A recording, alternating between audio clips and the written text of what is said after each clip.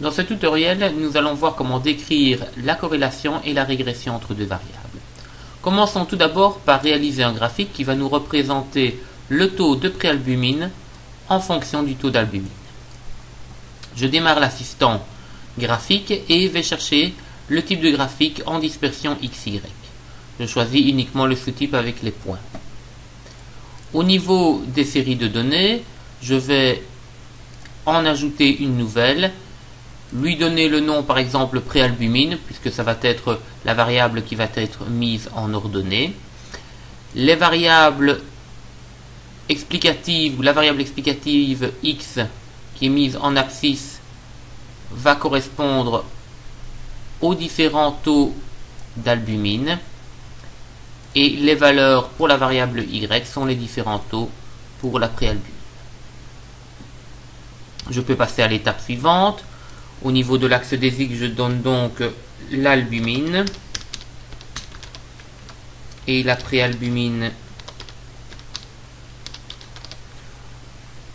en ordonnée. Je vais masquer la légende ainsi que les barres relatives à l'axe des Y. Je termine mon graphique. Je vais peut-être ici augmenter légèrement sa taille pour pouvoir aller le mettre en forme. Donc première chose, peut-être si vous voulez modifier l'apparence des différents points, vous cliquez avec le bouton droit de la souris sur un de ceux-ci et vous formatez la série de données. Et au niveau de l'onglet ligne, vous allez choisir un symbole, par exemple dans la galerie, symbole pour lequel vous pouvez notamment donner une dimension. Vous pouvez également aller jouer sur la couleur des lignes qui correspond aux différents lignes qui relient ces points. Donc voici une ébauche de mon graphique. Il me reste éventuellement maintenant à pouvoir porter sur ce graphique la droite de régression. Donc pour cela, je rentre en édition dans mon graphique et je vais cliquer avec le bouton droit de la souris sur un des points et demander d'ajouter une courbe de tendance. Le type de la courbe de tendance va être de type linéaire. Je coche bien cette option. Et si je veux voir l'équation de la droite de régression et également le coefficient de détermination, il me suffit de valider ces deux coches. J'obtiens ainsi l'équation qui me permet de décrire le taux de préalbumine en fonction de l'albumine.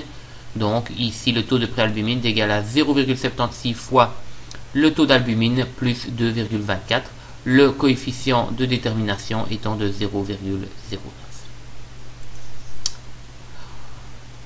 Dans un second temps, nous allons montrer comment on peut se servir du module complémentaire OOStat pour pouvoir calculer tous les paramètres relatifs à la corrélation entre l'albumine et la préalbumine.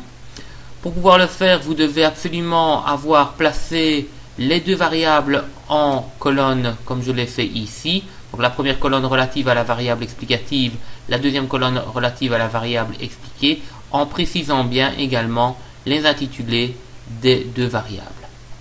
Donc vous sélectionnez les valeurs avec intitulé, vous démarrez le module complémentaire OOStat et dans les statistiques basiques, vous allez rechercher corrélation et régression. Dans la fenêtre qui apparaît à l'écran, l'input est déjà inséré puisque ce sont les deux colonnes que l'on vient de sélectionner. Ici, il me reste à dire où je vais placer les résultats. Donc je vais aller les placer ici en dessous du graphique. Donc je vais simplement sélectionner la cellule en dessous et je valide avec OK. Il réalise alors tous les calculs. L'interprétation est relativement simple.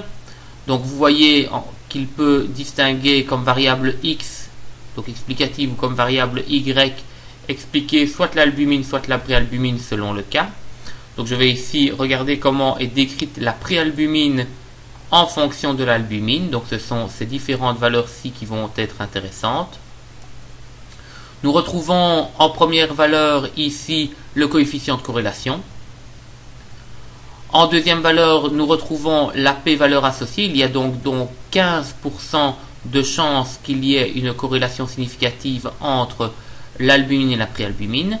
Nous retrouvons également le coefficient de corrélation de Spearman et sa valeur p associée, l'effectif, et finalement ici les deux coefficients de la droite de régression que nous retrouvons bien dans le graphique préalablement construit, donc une pente qui est égale à 0,76 et une ordonnée en origine qui est égale à 2,24.